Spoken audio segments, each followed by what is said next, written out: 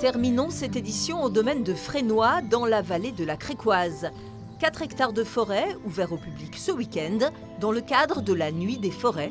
L'occasion pour les participants de se reconnecter à la nature. Alors ici, vous êtes arrivé au domaine de Frénois, qui est un lieu à la fois patrimoine historique et patrimoine naturel. Après 30 ans de vie parisienne, Florence Carras est venue s'installer sur le domaine il y a 3 ans. Je vis une vraie reprogrammation cellulaire en fait. Ce contact quotidien avec la nature, au cœur de la nature, m'a permis de reprendre contact avec tous mes sens, de les développer.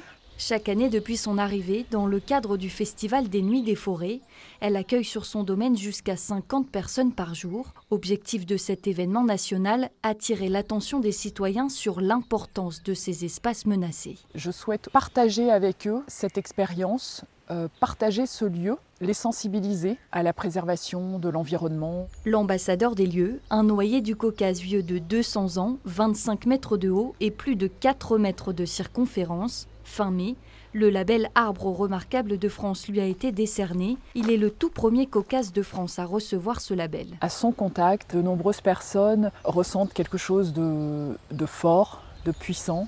Il est très inspirant. J'ai engagé cette démarche parce qu'aujourd'hui, on s'aperçoit qu'on coupe encore facilement des arbres, pas pour de bonnes raisons. Donc je suis vraiment fière et honorée en fait.